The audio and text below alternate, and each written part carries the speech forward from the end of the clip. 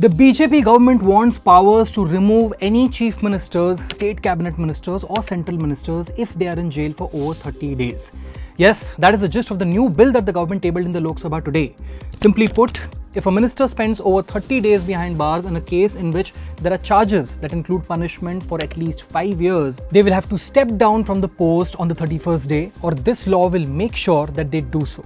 In case of union ministers, these powers lie with the Prime Minister. In case of the chief ministers or state ministers, these powers will lie with the governor. But even if the Prime Minister or the governors don't put such an application on the 31st day of the minister being jailed, they will still cease to exist as ministers constitutionally.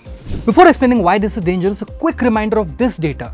Since 2014, there has been a 4-fold jump in ED cases against politicians. 95% are from the opposition. Let me explain.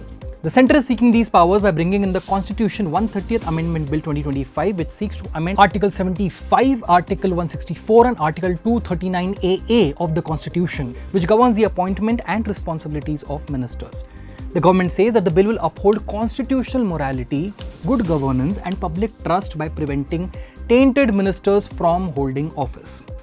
Now, in an ideal world, this would look like a morality-driven move because we all like our politicians to be clean and spotless. But who are we kidding? The keywords here are ideal world. Let's look at the arrests of the past few years. Arvind Kejriwal, Manish Sisodia, Satyendra Jain, all leaders of the Aam Aadmi Party. CM Hemant Soren of the JMM in Jharkhand, Anil Deshmukh and Nawab Malik of the NCP, both arrested when NCP was not an ally of the BJP and Uddhav Thackeray was in power. Senthil Balaji of the DMK in Tamil Nadu, Partha Chatterjee, Jyotipriya Malik, Firhad Hakim and Subrata Mukherjee of the TMC in West Bengal.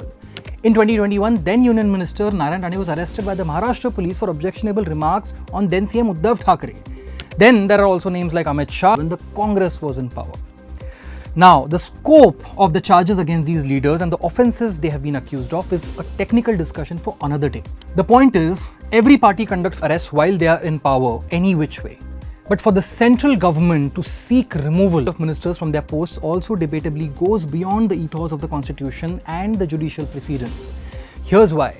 Article 164 of the Constitution states that the Chief Minister shall be appointed by the Governor after he proves to have majority in the State Assembly, and that other ministers shall be appointed by the Governor on the advice of the Chief Minister and shall hold office at the pleasure of the Governor.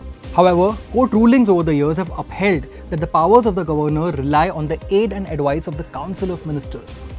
India legally and constitutionally follows the principle of innocent until proven guilty, which means the burden of proof lies on the prosecution, meaning the state must prove the guilt of the accused, not vice versa.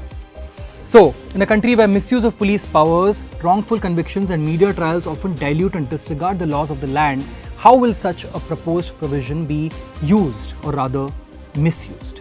If you look at the pattern politically and historically, sitting ministers have been arrested only when they are in the opposition parties. Coming back to the keywords, ideal world.